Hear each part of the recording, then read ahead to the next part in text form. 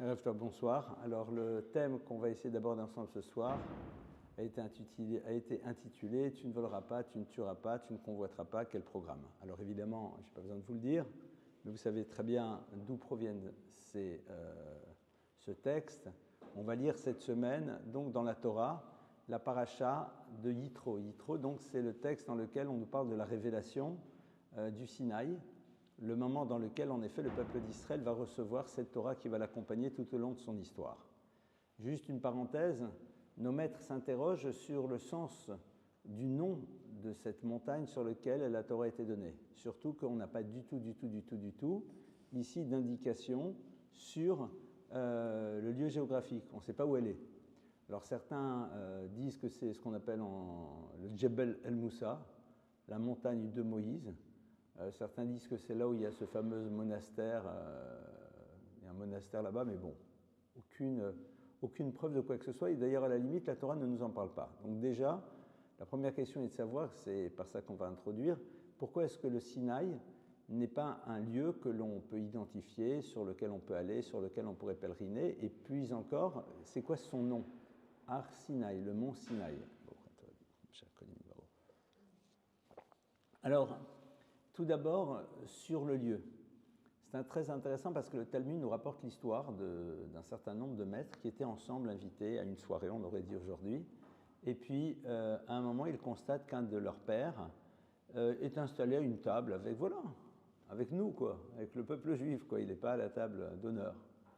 Et donc, il y en a un qui vient vers lui, il dit « Non, mais viens nous rejoindre ».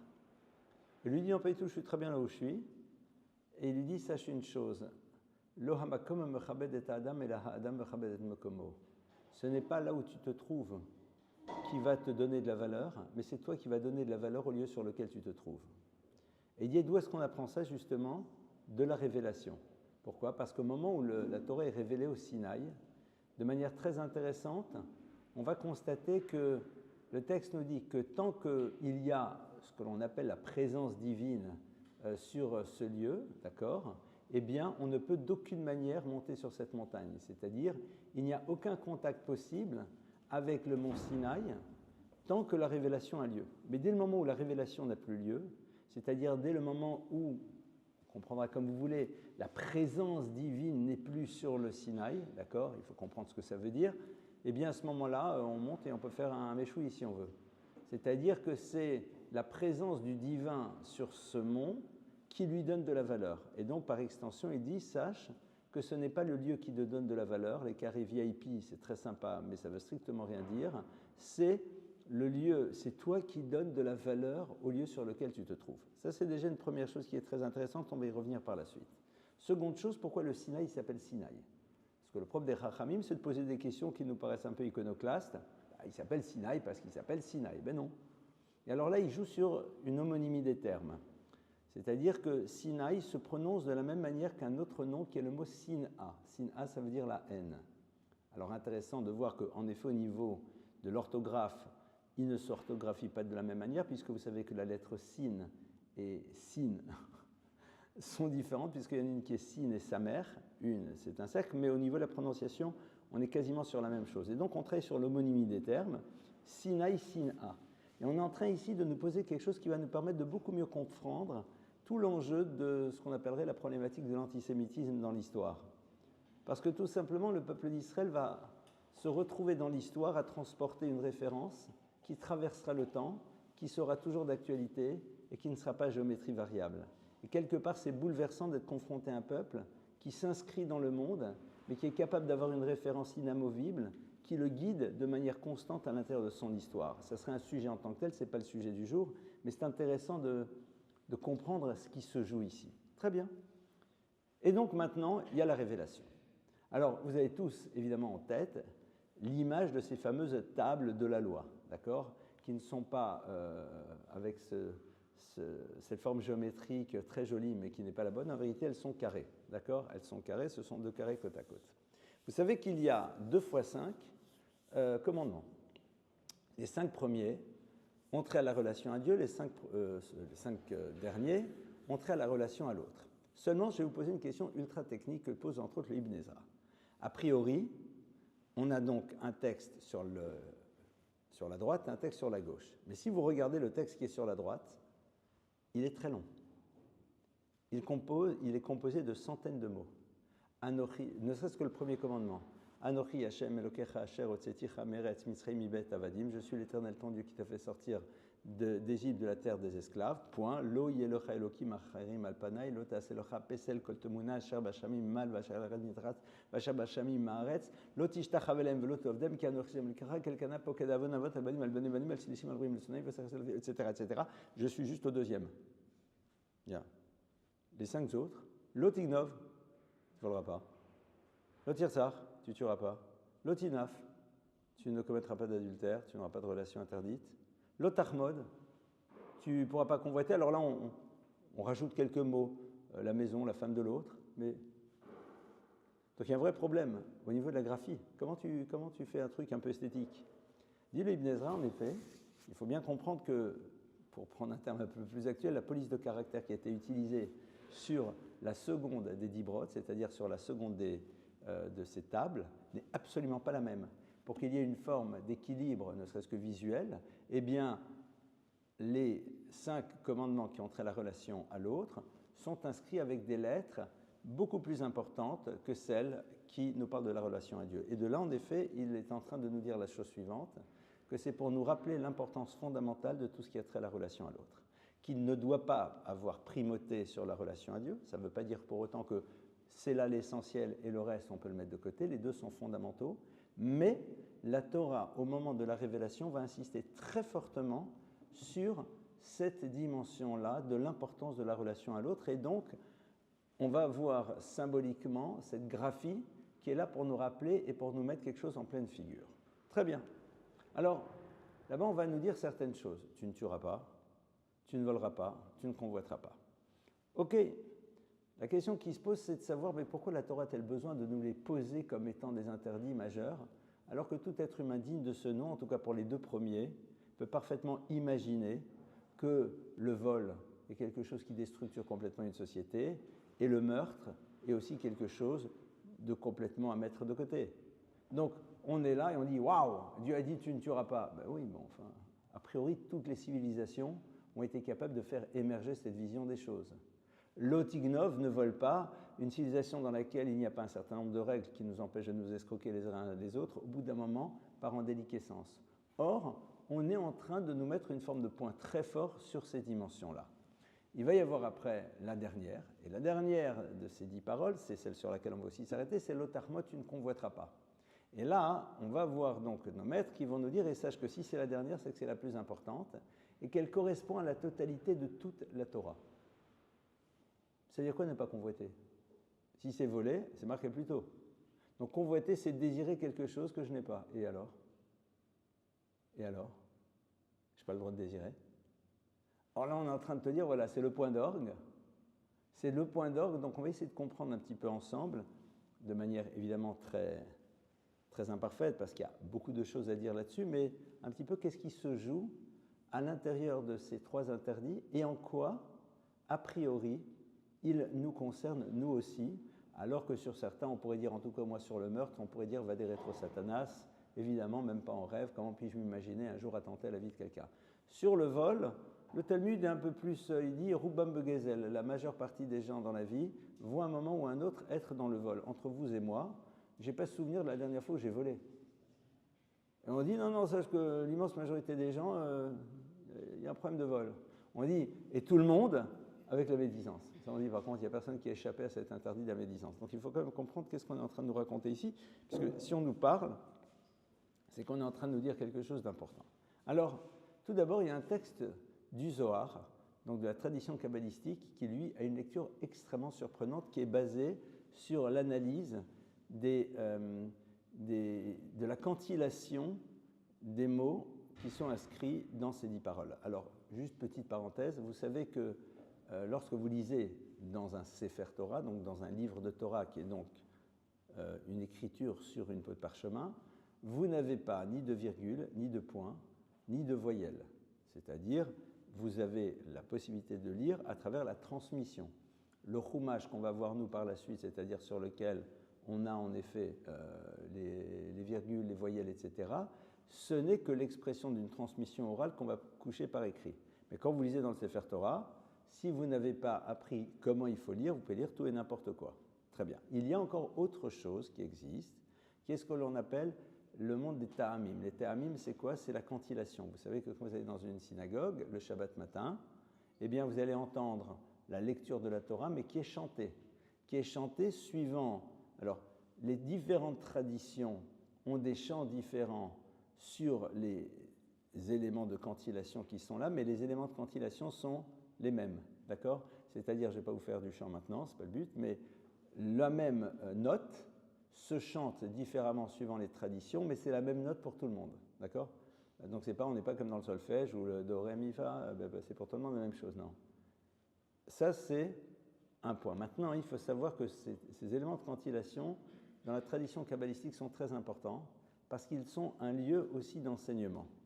Et lorsque l'on analyse le Lotir Tsar, eh bien, dit le Zohar, on peut à un moment lire les choses différemment. Lo, non, virgule, tirtsar, tu dois tuer. Lo, non, tinaf, tu dois avoir des relations. Lo, non, tignov, tu dois voler. C'est quand même bizarre. C'est-à-dire qu'il y aurait derrière comme une forme d'impératif. Et en effet, le maître de la Kabbalah nous explique qu'ils disent, évidemment. Évidemment. Parce que celui qui est condamné à mort doit être condamné. Parce qu'un couple doit avoir des relations.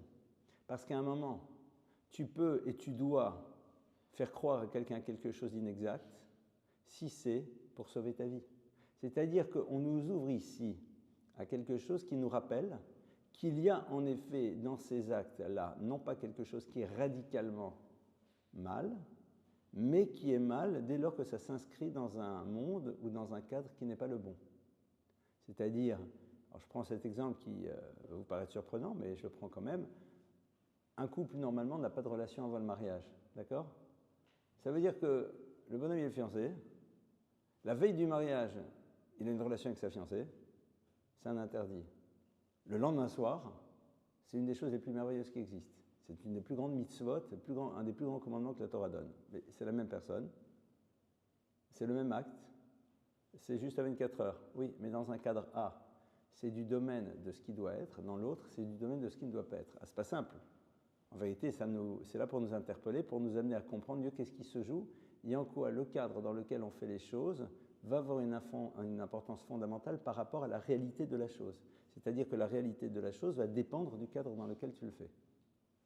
Et c'est la même chose donc pour tuer quelqu'un qui voit une personne qui malheureusement prend un bazooka prêt à tirer sur une foule. Si tu prends ton arme et tu la bats, tu as fait ce que tu dois faire. Tue-le. Il faut le tuer. D'accord? Donc, on est là déjà pour nous rappeler que justement tout l'enjeu va être de savoir dans quel cadre les choses ne peuvent être et dans quel cadre elles ne peuvent pas être. Traduit de manière différente, le fait que ça se retrouve dans les 10 paroles, de la même manière que plus tôt on nous a dit Shabbat, il faut garder le Shabbat, et que l'on ne nous a pas précisé dans les détails c'est quoi l'observation du Shabbat et qu'à travers la tradition orale, qui est l'explication de texte du verset, parce que sans tradition orale vous ne comprenez absolument rien au verset. Je demande à quelqu'un c'est quoi les téphilines, si tu n'as pas la tradition orale qui te dit ce que c'est les téphilines, tu es incapable de savoir ce que c'est les téphilines, c'est ces phylactères qu'on met sur la tête et sur le bras. Si je n'ai pas une tradition orale qui te dit ce que c'est, le verset te dit tu les mettras sur la main et entre les yeux, point barre. Qui, quoi, où, comment, de quelle manière, aucune idée. D'accord? Donc la tradition orale est là pour nous donner et pour nous dire, et sache que dans le domaine de ce qui te semblerait être logique et être quelque chose que toi-même tu aurais pu générer, là aussi tu dois aller te référer à la loi. C'est intéressant parce qu'il y a des parties, il y a des éléments, surtout dans ce qui a trait à la relation à l'autre, dans laquelle on pourrait dire que l'être humain a cette liberté d'élaborer lui-même ce qui devrait être et ce qui ne devrait pas être. Ce qui ne devrait pas être, pardonnez-moi. Et ici, en les mettant de l'autre côté, on est en train de te dire de la même manière que les lois du Shabbat et les lois de l'idolâtrie, etc., sont des choses que tu vas être obligé d'explorer et d'aller ouvrir le texte pour comprendre ce qu'il veut dire. De la même manière, ce n'est pas toi qui vas définir l'interdiction du vol, ce n'est pas toi qui vas définir l'interdiction du meurtre, ce n'est pas toi qui vas t'interdire les autres interdictions. Il va falloir que tu t'inscrives aussi à l'intérieur de cette transmission. Et au fond, il y a quelque chose de capital. Parce qu'on va voir que dans l'histoire, on va pouvoir revisiter les principes fondamentaux dans la relation à l'autre en fonction de nos propres désirs. Tous les systèmes, alors on ne va pas rentrer dans la politique à 2 francs 50, mais tous les systèmes dans lesquels on ferme la porte aux autres sont basés au fond sur quelque chose qui prend sa source à l'intérieur d'une démarche dans laquelle il y aurait une forme d'éthique. Parce qu'il faut préserver, parce qu'il faut protéger, parce que sinon... Et ça s'entend. Et quelque part, ça peut aller extrêmement loin. Ça peut aller extrêmement loin, et à partir de là, quand tu commences, tu ne sais pas où tu arrives. D'accord ? On l'a vu la semaine dernière, même si je ne l'ai pas... la semaine dernière, je n'étais pas là ? J'étais là la semaine dernière ? Non, je n'étais pas là. Donc on l'a vu dans la paracha de la semaine dernière. C'est une idée que j'avais une fois évoquée avec vous, je pense, il y a longtemps. Quand le peuple d'Israël passe dans cette fameuse mer et que les Égyptiens vont mourir, le texte nous dit que les anges vont chanter au moment où les Égyptiens sont en train de mourir. Et Dieu leur interdit. Et leur dit, mes créatures sont en train de mourir. Mais justement, il faut les tuer, il faut qu'ils meurent. Premier nazi de l'histoire, qu'ils meurent. Ouais, peut-être. Et en plus, le peuple d'Israël va chanter quand il va les voir morts. Oui, mais Dieu dit, mais là vous chantez quand ils sont en train de mourir. Donc en 2 mots, on peut comprendre votre chant comme étant l'expression d'une joie par rapport à la souffrance de quelqu'un. Et alors ? Ben, si tu te réjouis de la souffrance de quelqu'un, de le voir souffrir, c'est que tu penses que sa souffrance, elle est justifiée. Si tu penses qu'elle est justifiée, tu pourras en être le créateur. Point barre. Si tu penses que la souffrance de l'autre, tu peux la justifier, alors un jour toi-même, tu la créeras parce que tu créeras tes systèmes de justification. Ben, je ne le calcule pas, mais au regard de ce qu'il m'a fait, ben, tant pis pour lui. Et on sait que l'autre souffre, mais ça ne nous pose aucun état d'âme. Parce que dans notre tête, on a construit un système. La Torah dit, vous sortez d'Égypte, vous avez été malmené, c'est le moins qu'on puisse dire, par la civilisation égyptienne. Oui, vous allez être heureux de voir que ceux qui veulent vous poursuivre à nouveau ne pourront plus vous faire du mal. Oui, on a le droit d'être heureux de voir que les tortionnaires ne pourront plus torsionner, comme dirait l'autre. Mais au moment où ils sont en train de mourir, pourquoi tu es content ? Maseyada, il lui dit, c'est mes créatures, il reste des créatures. Et si tu te réjouis, et je répète, si on se réjouit de la souffrance de quelqu'un, c'est qu'on pense qu'elle est juste. Si tu penses qu'elle est juste, tu seras créateur. Et on va le voir beaucoup, malheureusement, on le retrouve beaucoup, cette notion-là. Dans beaucoup d'univers, on voit que les gens n'ont aucun problème à agir, tout en sachant parfaitement qu'ils font du mal à l'autre, mais parce que dans leur tête, ils ont élaboré un système qui leur permet de trouver une forme de justification, avec tout ce que ça peut impliquer. Donc, première chose, lo tirtzar, tu dois tuer, c'est-à-dire quelque part, sache que dans certains cas, ces choses-là ont lieu d'être, voire même c'est un commandement, c'est une mitzvah. Donc, ce n'est pas toi qui vas te définir, mais tu vas te poser et tu vas voir la référence. Alors, maintenant, une fois que ça a été dit, lo tirtzar, tu ne tueras pas. Alors, c'est intéressant de comprendre comment ça peut nous concerner. D'accord ? Comment ça peut me concerner ? Et là, en effet, le Talmud va nous ouvrir à des choses qui sont évidentes, mais qu'il faut savoir. Il dit, quelqu'un qui tue quelqu'un, c'est une personne, au fond, c'est quoi le principe d'avoir tué ? Tuer une personne, c'est la rendre complètement indifférente au monde qui l'entoure, puisqu'elle n'est plus là, et le monde qui l'entoure est totalement indifférent à elle. D'accord ? Puisque de toute façon, cette personne-là ne peut plus rien ressentir, elle est là, point. Disent nos maîtres, donc pour nous tuer, c'est construire des systèmes et des situations dans lesquelles l'autre sera considéré comme mort au niveau de la société. Et ça, c'est quoi ? C'est quand tu commences à faire de la médisance ou quand tu fais honte à quelqu'un en public. C'est-à-dire le moment dans lequel, symboliquement, et pas que symboliquement, le sang se retire de son visage, à l'image du sang qui va s'écouler lorsque l'on tue quelqu'un avec un objet contondant, et à partir de cela, tu es considéré comme ayant transgressé l'interdit de lo tirtzar. Alors tu ne pourras pas être condamné, parce que la Torah te dit, la condamnation n'existe que quand il y a un meurtre, c'est-à-dire que tu lui as ôté la vie, mais l'intérêt d'être exécuté lorsque quelqu'un a fait un meurtre, c'est qu'à travers le fait qu'il ait été exécuté, si toutes les conditions sont là, ce qui est très complexe, parce que pour condamner quelqu'un mort, c'était très compliqué, c'était quasiment impossible. On dit qu'un tribunal qui aurait condamné quelqu'un mort une fois en 70 ans est un tribunal qui aime le sang, qui a envie de tuer, une fois en 70 ans, donc il faut se détendre. Mais ce qui est intéressant, c'est quoi ? C'est qu'au moins là, il y a une forme d'expiation. Alors que là, eh bien, comme dirait l'autre, c'est en direct avec Dieu, et c'est pire que ça, parce que quand tu tues quelqu'un avec la bouche, tu en fais ce que l'on appellerait un mort-vivant.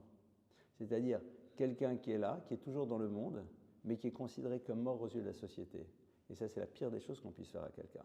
Et là, on a transgressé cet interdit majeur de lo tirtzar. Tu ne tueras pas. On a demandé un jour au Chazon Ish. Le Chazon Ish a été un des maîtres les plus prestigieux du peuple juif dans les années 50, 40, enfin, quelqu'un d'absolument un homme phénoménal, d'une modestie, d'une humilité incroyable, qui n'est pas qu'une connaissance de Torah dans tous les domaines. C'est quelqu'un d'assez incroyable. On lui a dit, c'est quoi, expliquez-nous, c'est quoi au fond quelqu'un qui peut dire, waouh, j'ai fait quelque chose de ma vie, la dimension la plus aboutie d'une existence. Intéressant comme question. Peux-tu me définir c'est quoi une existence la plus aboutie dans une vision Torah des choses? Alors, je ne vais pas faire une interro. La réponse du Chazon Ish, elle était très simple. Il a dit, c'est quelqu'un qui peut dire que pendant toute sa vie, il n'a pas généré chez quelqu'un une quelconque forme de souffrance. Point, barre. C'est tout. Évidemment, à côté, cet homme doit respecter la Torah et les mitzvot, mais c'est vrai que en ne les respectant pas, tu fais souffrir ceux qui te l'ont inculqué. Donc, quelque part, tu génères une souffrance. Mais c'est intéressant de voir que le Chazon Ish, il dit une chose pareille. C'est très intéressant parce que, vous savez, des personnes, et il n'y a aucune forme de jugement de valeur, parce que parfois, il y a d'autres raisons qui sont à l'origine de ce modèle de fonctionnement. C'est des personnes qui ont grandi dans des familles que l'on appelle pratiquantes, et qui à un moment créent une rupture. Alors souvent, en vérité, ce n'est pas avec la Torah qui crée une rupture, c'est avec la famille, et donc la rupture avec la pratique, c'est le symbole du lieu qu'ils veulent abandonner. D'accord? Mais ils ne se poseront jamais la question de savoir la souffrance qu'ils peuvent créer autour d'eux. Et est-ce que véritablement leur choix de rupture vaut la peine par rapport à cette souffrance qu'ils créent autour d'eux? Ah, t'y crois plus? Mais donne-toi les moyens d'y croire. C'est-à-dire que lorsque quelqu'un à un moment veut créer une rupture, et que cette rupture crée une difficulté, c'est la même chose dans un couple. À un moment, mais tu sais que ça va créer une souffrance. Tu as envie de faire souffrir, non? Ah, mais j'y arrive plus. Tu t'es donné les moyens. Est-ce que tu t'es donné les moyens? Il y a quelqu'un qui dit, moi, j'y crois pas. Très bien. Mais est-ce qu'une fois, tu t'es donné les moyens de découvrir que peut-être au fond, on peut y croire? Est-ce que tu n'as pas eu peur de te confronter à quelque chose qui risquait de t'amener une conclusion différente? Et en vérité, quand tu avances, tu découvres que oui, que tu peux arriver à d'autres conclusions. Ça, c'est encore un autre sujet, parce que c'est pas parce que ça fait 3300 ans qu'on se balade avec la Torah que c'est du n'importe quoi. Mais ça, c'est encore un autre sujet. Donc c'est ça le Lo Tirtzach. La notion de Retzach, la notion de meurtre qui nous concerne, c'est dès lors qu'on va faire un acte qui va en premier lieu mettre quelqu'un de côté dans la société dans laquelle on se trouve. Ça va être le premier point. On va s'arrêter beaucoup plus longuement sur le lot Ahmod et sur le lot Ignov, sur tu ne convoiteras pas et tu ne voleras pas. Alors, lot Ignov, tu ne voleras pas. Il faut savoir que dans les 10 paroles, l'interdit de voler n'est pas celui que vous croyez. Puisque dans les 10 paroles, la transgression de ces interdits, normalement, doit générer une condamnation à mort si toutes les conditions sont là. Alors, lorsque quelqu'un vole, il n'a pas de condamnation à mort, loin s'en faut. Il a une mitzvah, un commandement de la Torah, de rendre l'objet volé. Et là, on nous parle de quoi? On nous parle de la personne qui ferait du kidnapping. Quelqu'un qui fait du kidnapping, même s'il laisse la personne kidnappée vivante, parce que s'il la tue, évidemment, ben c'est au titre de « tu ne tueras pas », cette personne-là est coupable de mort. Alors, il faut essayer de comprendre pourquoi. C'est-à-dire, pourquoi, et par ailleurs, la Torah nous dit qu'il est aussi l'interdit de voler, voilà, d'aller prendre dans la poche de l'autre, etc., etc. Mais pourquoi dans les 10 paroles, on va mettre l'accent sur cette notion du kidnapping? Qu'est-ce que c'est au fond kidnapper quelqu'un? Qu'est-ce que ça représente et qu'est-ce que ça voudrait dire par rapport à nous? Kidnapper quelqu'un, c'est au fond, à un moment, l'empêcher de vivre sa vie. Je ne suis même pas dans la rançon, dans la pas rançon, dans ce que vous voulez, etc. Je ne suis même pas là-dedans. Quand tu kidnappes quelqu'un, tu lui ôtes sa liberté. C'est-à-dire cette personne ne peut plus agir comme elle le désire. Donc au fond, tu l'empêches de construire son existence. Quelque part, c'est comme un meurtre. Empêcher quelqu'un de construire sa vie, c'est le tuer. Or, lorsque tu kidnappes quelqu'un, tu empêches cette personne d'être dans une liberté de mouvement. Je vous prie de m'excuser. Ne pas être dans une liberté de mouvement, c'est donc l'élément qui va t'empêcher de créer. Alors, je vais être ici dans un raccourci un peu hardi, extrêmement rapide, légèrement démagogique, mais j'assume. Comment aujourd'hui on peut kidnapper des gens? En créant quelque chose qui, au bout d'un moment, les empêche de créer une histoire. C'est ce qu'on appelle l'univers des addictions. L'univers des addictions, quelle qu'elle soit, ça peut être TikTok, ça peut être Instagram, ça peut être le shit, ça peut être ce que vous voulez. C'est-à-dire, je kidnappe quelqu'un dès le moment où je le mets dans un système dans lequel sa vie ne lui appartient plus. Dès le moment dans lequel il ne peut pas s'arracher à un cadre qui l'enferme, et il ne peut pas donc construire ce qu'il aurait pu mettre en place. Alors, évidemment, le raccourci est rapide. J'ai pris des exemples très, très clairs, auxquels je crois profondément, parce qu'on voit très bien que bon nombre de personnes ne sont plus libres. C'est quoi l'addiction? C'est de ne plus pouvoir s'imaginer un moment mettre quelque chose de côté, mais cette chose te prend ton temps, te prend tes énergies, et au bout d'un moment, ta volonté ne peut quasiment plus rien faire par rapport à ça. Ma volonté de faire ce que je désire, qu'une personne fasse ce qu'elle désire quand elle est kidnappée, il ne peut pas. Il y a quelque chose de plus fort qu'elle. Et donc, évidemment, ça induit une question très forte sur tous les systèmes qui, à terme, vont enfermer. Donc oui, moi, je me rappelle, il y a quelques années, quelqu'un était venu et m'avait dit, voilà, qu'il voulait que je fasse un témoignage. Alors, c'était quasiment un faux témoignage, mais ce n'était pas un faux témoignage à 100%. Il dit, voilà, il y a quelqu'un, il était dealer de shit pendant des années, ou dealer de plein d'autres choses, mais maintenant, il va avoir son procès, est-ce que vous pouvez témoigner qu'il venait à votre cour et qu'en vérité, il s'est amendé? Je dis, je peux éventuellement témoigner que j'ai vu 3 fois. Ouais. Oui, je sous-signais que j'ai vu ce monsieur 3 fois. Qui s'est amendé, qui vient régulièrement, non. Mais la personne dit, non, vous vous rendez compte, etc. Vous savez, quand les gens ne faites pas ce qu'ils veulent, ils sont toujours très fâchés sur vous. C'est-à-dire, beaucoup de personnes pensent que quand on te pose une question, il n'y a qu'une réponse, c'est oui. À toute question, il y a 2 réponses, c'est oui et non. C'est comme le gars qui dit, même monsieur le rabbin, moi je prie Dieu pour gagner à l'euro-million, il ne me répond pas, il dit, s'il te répond, et la réponse c'est non. D'accord, c'est tout. La réponse, tu l'as eu, c'est non. Toute chose, il y a 2 réponses possibles. Donc ce que j'ai fait à ce moment-là, je dis ok. Bon, j'avais une forme de certitude quand même de ce que je disais, mais je dis, pour lui faire plaisir, j'ai appelé un rave, un maître, qui se trouve être en plus de ma famille, hein, et qui m'a dit, mais c'est un meurtrier. Et c'est exactement ça qu'il voulait dire. C'est-à-dire dire, non, ça va, le shit, ça vous fait...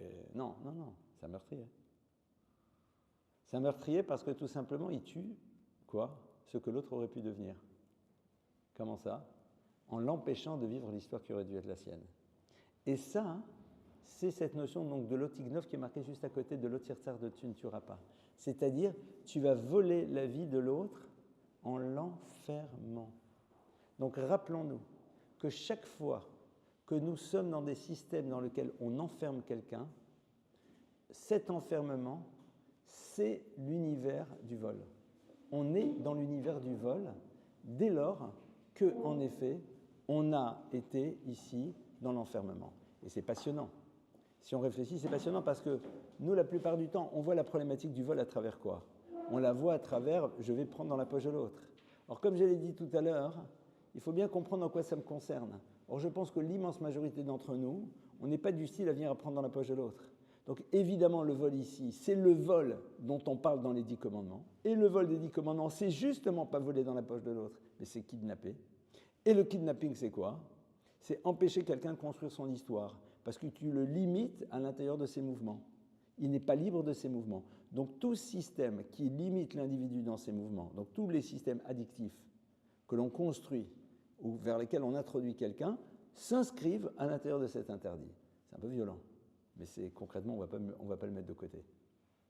C'est au passage ça que la Torah le transporte dans l'histoire. C'est-à-dire que quand on parle d'addiction, on ne parle pas du problématique de santé publique. Oui, bien sûr, il y a aussi des problématiques de santé publique là-dedans. Mais c'est avant tout ce qui se joue ailleurs.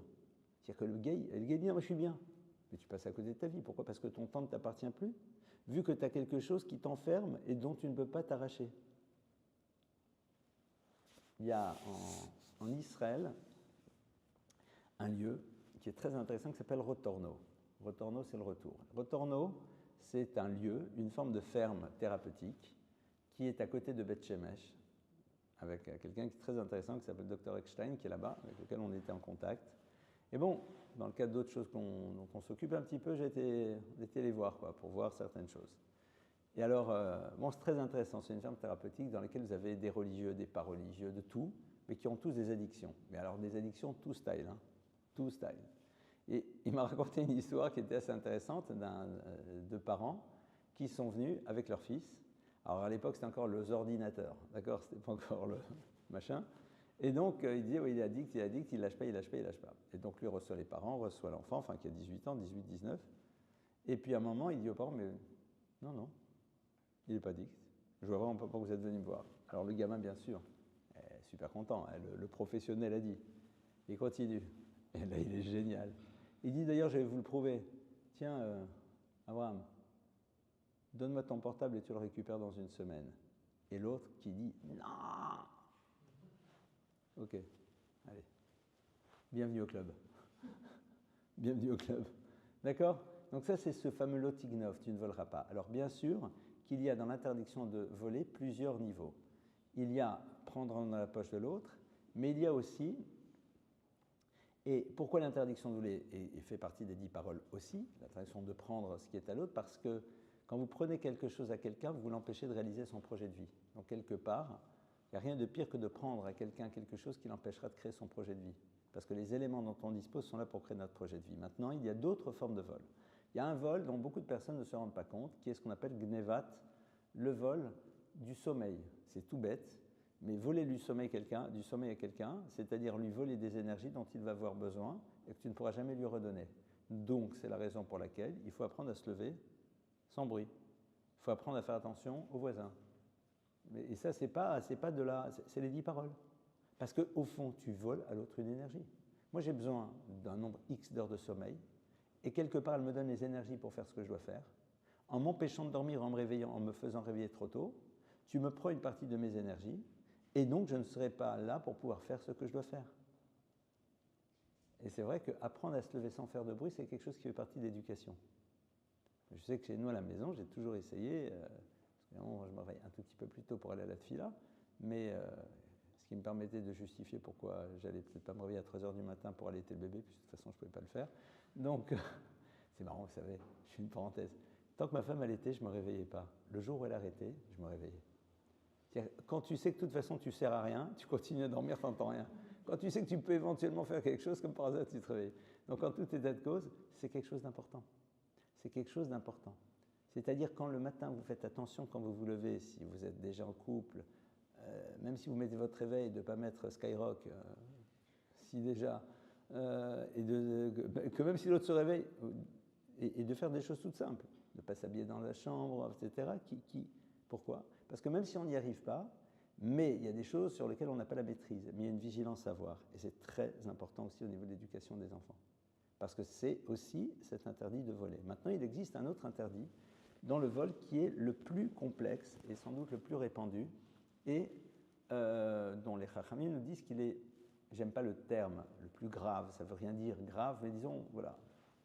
C'est ce que l'on appelle Gnevat Da'at, voler l'esprit de la personne. Voler l'esprit de la personne, je vous racontais comment moi ça m'est arrivé il y a une semaine. Et comment j'ai failli le faire, j'ai failli transgresser.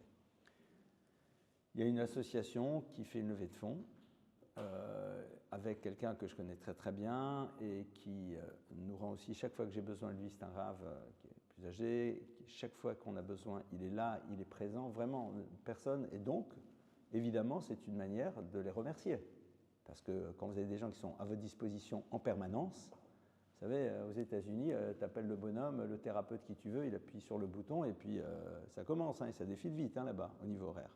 Donc, quand tu as un rave qui en plus est quelqu'un d'occupé, etc., qui est vraiment à ta disposition de manière permanente, et tu sais, tu peux l'appeler même à 11h, minuit, etc., ben, il a besoin d'argent pour faire vivre son lieu d'étude, c'est normal.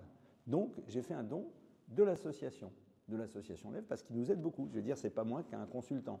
Et un consultant, j'aurais payé 100 fois plus. C'est intéressant. Il m'a dit, attendez, j'aurais besoin d'un consultant, le gars me facture 800 balles par jour et encore.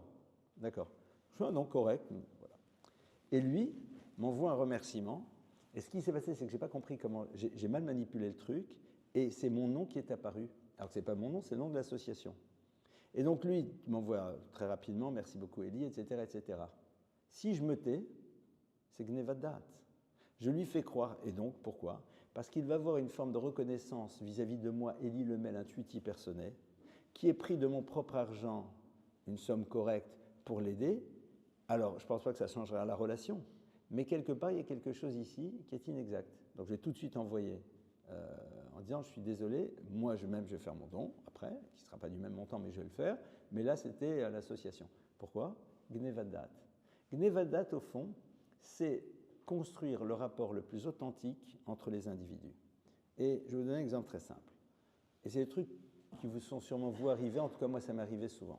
Tu es en Israël pour les vacances, pour ton travail, pour autre chose. Et il se trouve qu'il y a le mariage du fils ou de la fille d'un copain. Bon, à mon âge, c'est plus les enfants des copains, à votre âge, c'est encore vos copains. Mais donc, tu vas au mariage. Et bien sûr, les gens sont très contents.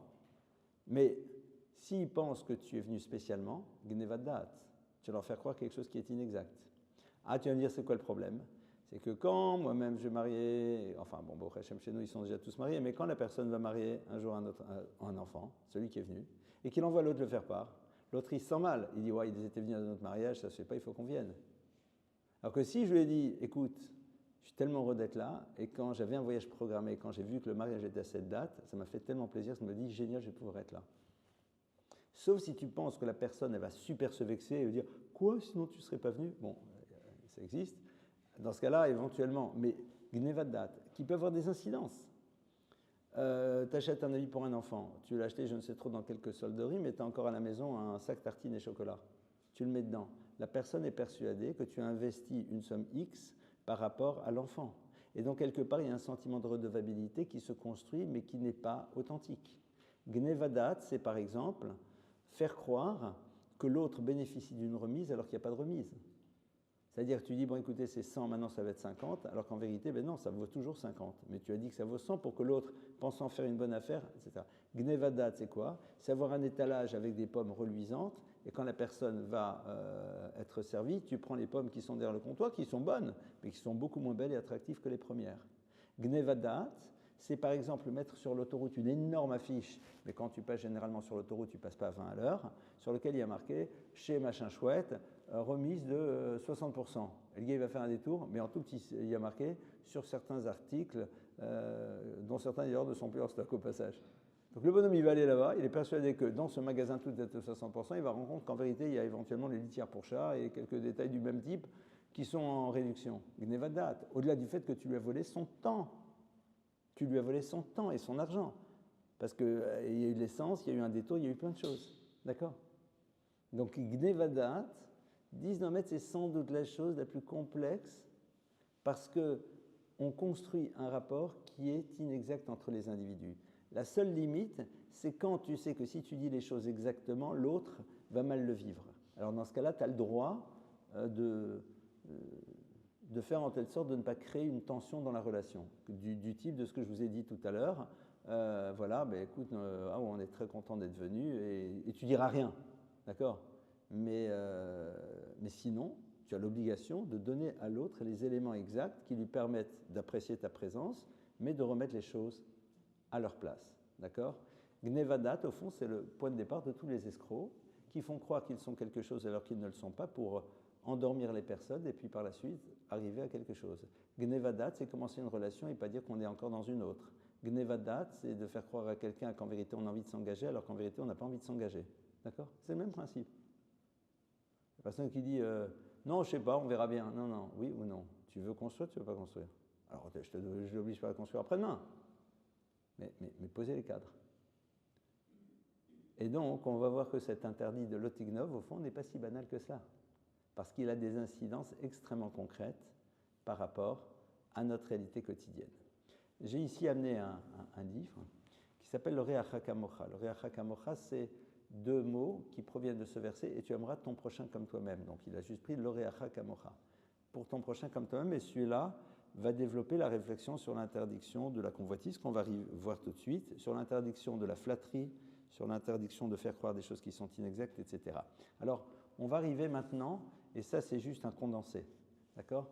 Ces lois-là sont parmi les plus complexes, et dit le Gaon Vilna, ce sont celles qui demandent à l'individu le plus d'efforts, et qu'il doit étudier avec autant de précision qu'il apprendrait les lois de Shabbat. C'est-à-dire, les gens, ils suivent les lois de Shabbat, c'est très bien, il faut les connaître, parce que Shabbat c'est fondamental, les lois de la cacheroute, mais les lois qui régissent les rapports interpersonnels sont des lois que l'on se doit d'apprendre et de connaître, sans aucune ambiguïté. Maintenant, on en arrive à notre troisième point qui est l'otarmod, tu ne convoiteras pas. Alors, on est d'accord que l'otarmod, ne pas convoiter, c'est pas ne pas voler, parce que sinon, ça rentre dans le cas du vol. Ça veut dire quoi, ne pas convoiter? Marqué, tu ne convoiteras pas la maison de l'autre, sa femme, etc., etc. Qu'est-ce que ça veut dire? Alors, vous savez que les 10 paroles dont on va parler cette semaine, on va les retrouver à un autre moment dans la Torah, dans la paracha de Vaetranan. Vaetranan, c'est donc une paracha qui se trouve dans le livre de Devarim. Le livre de Devarim, c'est le 5e livre de la Torah qui s'appelle Mishneh Torah. Mishneh Torah, c'est la répétition de la Torah, c'est un texte dans lequel on reprend beaucoup de choses qui ont été dites précédemment. Ce qui est très intéressant de voir, c'est que ce texte, qui a été écrit évidemment sous inspiration divine par Moshe, reprend aussi l'événement de la révélation, mais les 10 paroles ne sont pas citées exactement de la même manière. Par exemple, dans la première, il y a marqué Zachor et Yom Shabbat, souviens-toi du jour du Shabbat, et là-bas il est marqué garde-le. Et donc c'est là où en effet on sait qu'il y a une obligation de s'en rappeler à travers le fait de faire le kidouche, de faire un repas, et de le garder en étant vigilant par rapport à tous les interdits. Et à propos justement de cet interdit, qui est le dernier qui est cité, là-bas il y a marqué Lotit Ave, tu ne seras pas dans le désir, et l'Otachmod, ce n'est pas dans la convoitise. Donc il faut croire qu'il y a ici deux choses qui sont complémentaires et qu'on va essayer d'analyser. Lotit Ave, ne pas avoir de désir, alors pardonnez-moi, ce n'est pas ne pas avoir de désir, ne pas avoir le désir de quelque chose que l'autre possède. Mais attendez, je vous pose une question très simple. Je vois que quelqu'un a un truc très sympa. Un truc, voilà, une jolie montre, etc. Et j'ai envie, ça me donne envie de posséder la même. C'est quoi le problème? Il n'y a aucun problème. En effet, il n'y a pas de problème.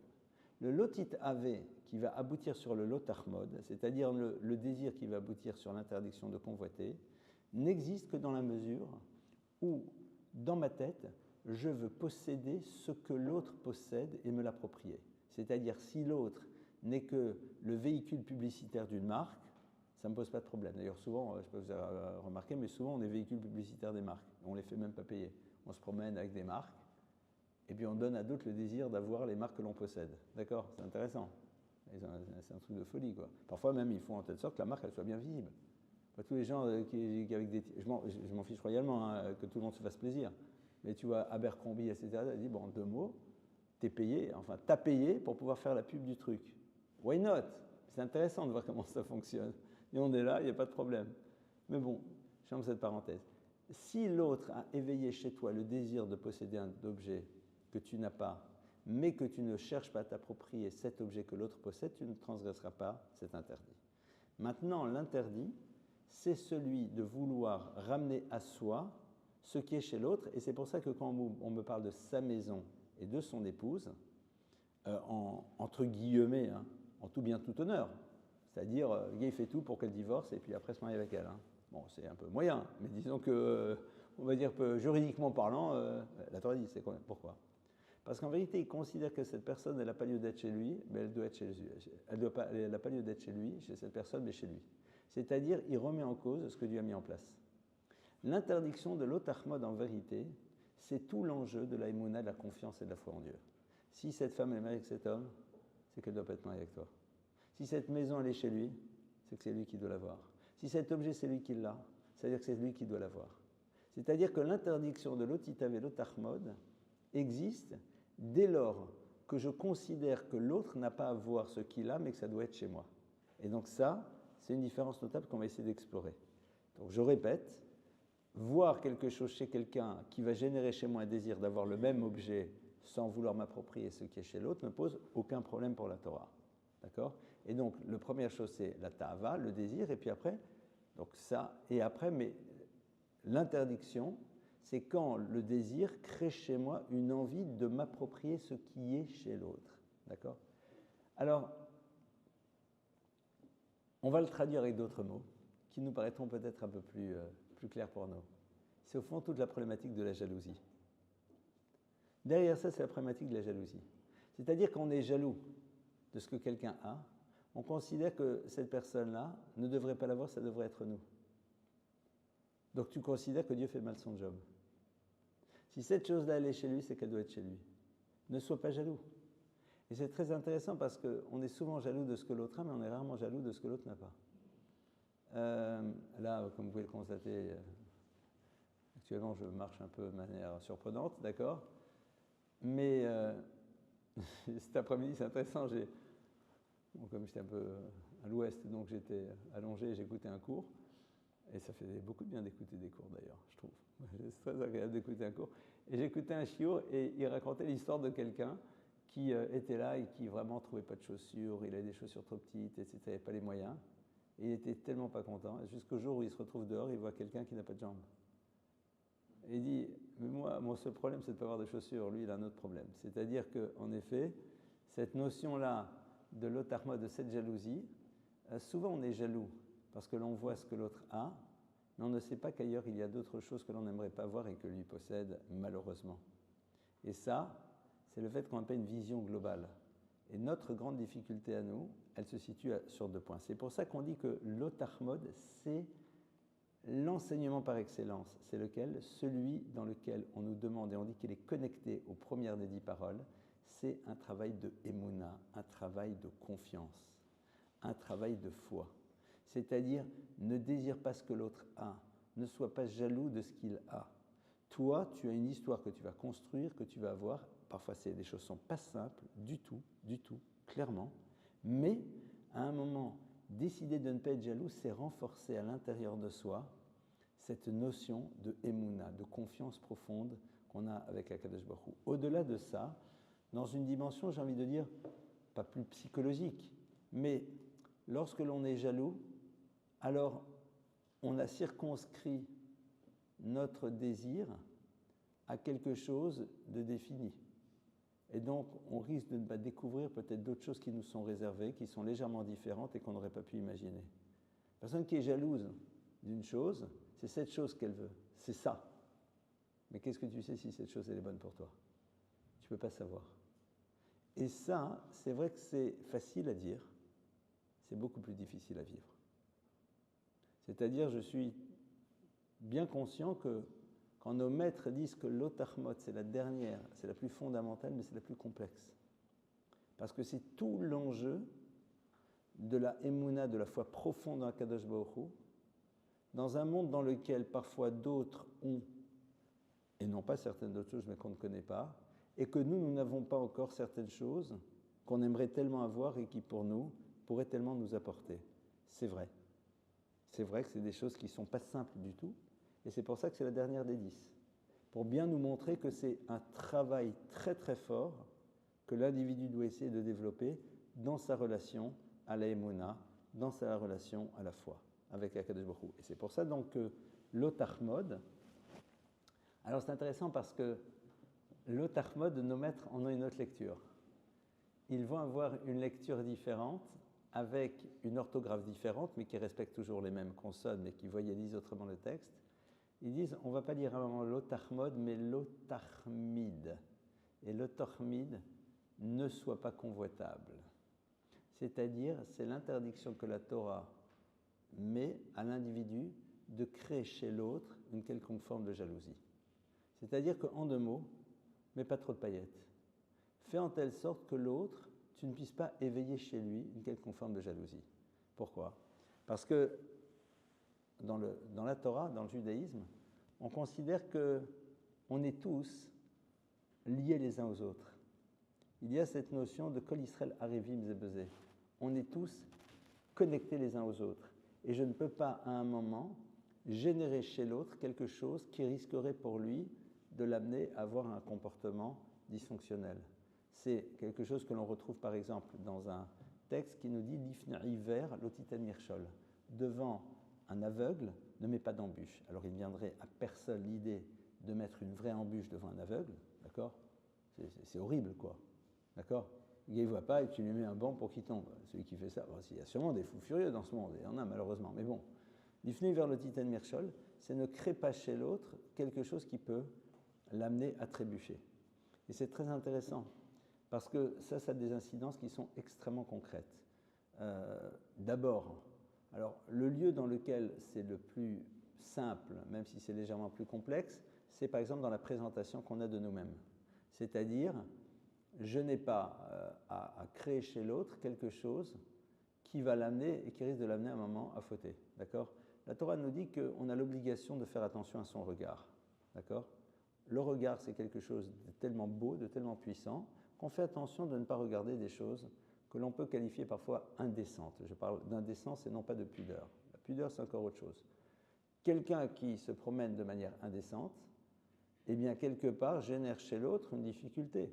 C'est parce que l'indécence a tendance malheureusement à capter le regard, et donc à partir de cela, évidemment, on a une responsabilité. Le fait de dire c'est son problème, c'est pas le mien, non, ça n'existe pas. Alors bien sûr, tu n'es pas obligé de te promener en tchador, pour un homme comme pour une femme, pour pouvoir à un moment ne pas générer chez l'autre. Mais il y a une distinction entre être soi-même et ne pas du tout se préoccuper de ce qu'on peut générer. De la même manière, quelqu'un qui arrive et devant tout le monde étale sa fortune, ou étale sa belle voiture, etc. Alors si tout le monde a des Porsche et que lui il a la Porsche modèle au-dessus, bon, ok. Mais dans un monde dans lequel ça apparaîtrait comme étant une forme de rupture trop importante, l'autarmide, de la même manière, la personne qui exhiberait une montre pour faire envie aux autres, transgresse cet interdit. Pourquoi? Parce que dans la Torah, on nous dit que tu ne peux pas dire « c'est pas mon problème, c'est le problème de l'autre ». C'est le principe d'une responsabilité. Et au passage, c'est très intéressant. Parce que si chacun se pose la question par rapport à l'univers dans lequel il se trouve, évidemment, ça va avoir une incidence à tous les niveaux. Parce que je montre ma préoccupation du bien-être spirituel de l'autre. C'est-à-dire, je n'ai pas envie que cet autre que je connaisse, que je croise, soit confronté à une difficulté que j'aurais générée, même si elle n'est pas volontaire, même si ce n'est pas là pour ça, et de l'obliger à créer un combat, alors qu'au fond, j'aurais pu moi-même lui permettre de ne pas le développer de la même manière. D'accord? C'est-à-dire, et ça, vous savez, c'est comme dans l'élément des relations, quand on énerve quelqu'un, ben, quelque part, on l'amène lui-même à mal réagir. Donc c'est la même chose. Et ça, c'est la seconde dimension donc, dans le lotarmot. C'est-à-dire, ce n'est pas juste ne convoite pas toi, donc c'est-à-dire cette obligation de bien réfléchir sur tout l'enjeu de la émouna, mais c'est aussi l'otarmide. Maintenant, la seule chose que l'on peut convoiter et sur lequel on peut mettre en place une stratégie pour obtenir ce que l'on veut, c'est quoi? Ça va être l'étude. Pourquoi? Parce que le savoir de l'autre, tu peux le désirer, tu peux tout faire pour l'obtenir, mais il a une chose particulière et unique. C'est que tu peux lui prendre tout son savoir lui reste. La seule chose que vous pouvez donner et qui vous restera toujours, c'est votre savoir, votre connaissance. Et comme en effet, le fait de jalouser le savoir de l'autre va m'amener à tout faire pour que l'autre me donne son savoir. C'est-à-dire, je veux aller à ton cours, je veux que tu m'enseignes, pour la Torah ne pose pas de problème. Pourquoi? Parce que derrière cela, il n'y a absolument pas quoi que ce soit que je retire à l'autre, puisque j'admets que l'autre, il a et il l'aura toujours, mais je vais faire, et ça va très très loin, c'est qu'on a le droit d'utiliser ici un certain nombre de stratégies pour amener l'autre à vouloir partager avec nous son savoir. C'est-à-dire que c'est quelque chose de tellement important que la Torah nous dit que si tu as besoin d'utiliser un peu de certaines choses, tu peux. Pourquoi? Parce que tu sais très bien que ce savoir, en vérité, était indispensable. Et tu ne l'enlèves pas à l'autre. Rappelez-vous, la seule chose que vous pouvez partager qui ne vous manquera jamais, c'est votre savoir, c'est votre connaissance. Et donc c'est génial, parce que chacun dans son univers, quel qu'il soit, il y a le savoir de la Torah, mais il y a le savoir dans plein d'autres domaines. Eh bien, chaque fois, c'est un cadeau. Au-delà du fait, et ça je ferme juste cette parenthèse, au-delà du fait qu'en plus, vous donnez quelque chose d'extraordinaire. Regardez. Moi, il y a plein de choses que j'y connais pas grand-chose. D'accord? Je vois quelqu'un dans ce métier. Et en 10 minutes, un quart d'heure, une demi-heure, la personne va m'expliquer plein de trucs qui vont m'aider énormément. Alors que si j'avais dû l'acquérir autrement, ça, il m'aurait fallu des heures. Elle m'a fait un cadeau incroyable. Elle m'a fait un cadeau incroyable. D'accord? Donc oui, sur ça, en effet, la notion de chemda, de désir, elle a lieu d'être. Et au contraire, on sait que c'est à ce sujet-là où nos maîtres disent Kinat sofrim tarbe chorma, ce qui veut dire la jalousie des maîtres va développer la sagesse. J'aime toujours raconter cette histoire. Ce qui m'a poussé à écrire mon premier livre, c'est quand mon cher ami Rav Ben Chetrit a écrit le sien. C'est-à-dire quand j'ai vu qu'il a sorti son premier livre, j'ai dit moi aussi. Mais avant, je disais toujours, ouais, j'ai écrit un livre, mais bon, paresseux, quoi. Donc c'était vraiment de la jalousie, j'étais jaloux, ouais, il vend mon livre, moi je le vends aussi, je vais écrire aussi des livres. C'est intéressant de voir qu'en effet, parfois, on a ce genre de choses qui sont là et qui peuvent nous aider à mettre le pied à l'étrier, à nous dépasser, à faire un mouvement vers l'avant. Et donc on retrouve à nouveau ce qu'on a vu précédemment, c'est-à-dire que dans toutes ces midot, dans toutes ces choses-là, il y a aussi quelque chose d'extrêmement positif qui peut être présent. À nous de savoir justement nous référer à la halakha, la loi, pour savoir à quel moment ces choses-là ont lieu d'être et dans quel cadre elles n'ont pas lieu d'être. Et ça, c'est en effet la conclusion donc de ces 10 paroles. En répétant ce que j'ai dit au début du cours, c'est que le fait que la graphie des lettres qui constituent les interdits et toutes les lois qui concernent le rapport à l'autre est beaucoup plus importante pour qu'il y ait un équilibre au niveau de l'écriture entre les deux tables de la loi. Et là, comme dit le Gaon Mivilna, qui est un des génies les plus incroyables que le peuple juif ait connu, il dit pour nous montrer l'importance de faire un vrai travail au niveau de tout ce qui a trait à la relation à l'autre, à travers justement ce que la Torah nous en dit. Voilà, avec plaisir, ce partage, et à vous maintenant les questions.